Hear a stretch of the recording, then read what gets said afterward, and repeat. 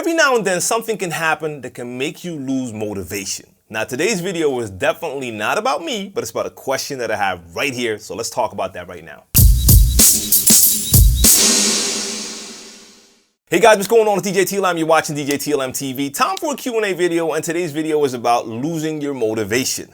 Now I know I haven't uploaded a video in a while, but that has nothing to do with motivation. I've just been working on a couple different projects. I'm doing some cool stuff with a couple different brands, and I'll talk about that soon. And right now, let's get into the question. But this is a very long story, and it's in Dutch, so I'm gonna summarize and translate. It's a new DJ who plays drum and bass. He was very motivated, but he just did his first 2 gigs and they went terrible. Everything went wrong. And now he found out that he's lost all motivation. So he's back at home. He used to have all these ideas, creative ideas of combinations of tracks and everything. It's all gone. So he wants to know, should he just let it rest for a while or just continue and hope that the motivation will come back? That's part one of the question. Then there's a second part that has to do with your crate organization, and I'll get to that in a minute. But when it comes to motivation, guys, I cannot tell you how to get motivated because everyone gets motivated from different things and it comes from within. So all I can say in this case, because you are a beginning DJ, is get back on that horse and continue. You just started, and I can understand that it can be a major impact if your first gigs just go terrible, but it can happen. Maybe it was too soon for you. You were not ready. You thought you were ready, and this was your way to find out that you're not ready. I don't know. I was not there. I can't tell you that. Now, I can understand that you're lacking motivation right now, so you're not feeling that creative. But what you definitely can do is think about everything that went wrong during your first 2 gigs and work on that.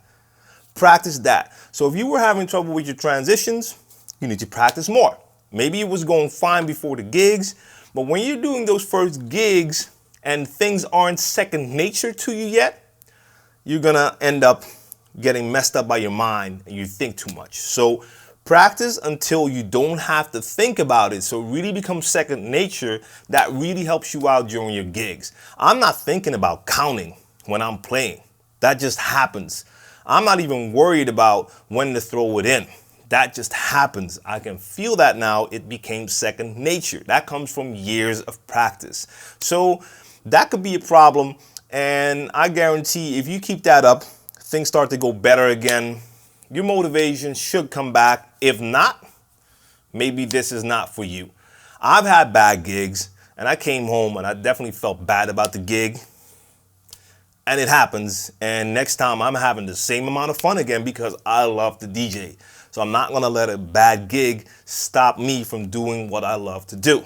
Now, the second part of the question is about crate organization, and he feels he's having a bit of a hard time organizing. Like I said, he plays drum and bass, and he tells me that there's a lot of subgenres in drum and bass. I'm not familiar with drum and bass, so any drum and bass DJs that are checking this video out, if you can help out, join the conversation in the comment section down below. What I would say is I've seen a lot of different DJs and they all have their own ways of organizing their crates. So there's no set way to do it. I could say things like different genres, maybe even do it in different subgenres if those subgenres are really that different. And if the drum and bass crowd is picky and they don't like to hear the different genres, maybe you make different crates for the different subgenres. Some people like to do years. Some people like to do BPM. I don't do a lot of stuff like that, or some stuff I do with the smart crates. One piece of advice that I want to give anyone who's organizing crates and who's having trouble, because you told me you're adding more tracks and it's making it harder. Yes, that makes it harder. Try to make your crates as small as possible to begin with. Only add the essentials first. So tracks that you like and know will work for your crowd, and build it up from there. My ultimate goal still is to make my crates as small as possible. So make them smaller, not bigger. That is my ultimate goal. I have not reached that goal. I'm a long way from reaching that goal, but that's what I want. Small crates. Now, the most important part for you that I want you to take away from this video is you are a new DJ, so you will need some patience and understand that sometimes things go bad, but that doesn't mean that it has to end there. Get back on that horse, continue to practice, improve yourself, become better, and try again. As far as the crates go, I would say experiment and try to find a thing that really works for you. And if there's drum and bass DJs out there, help them out in the comment section down below. Subscribe to djTLMtv so you don't miss out on any of my future videos. Like this video, share the video, and I'll be back soon. Peace.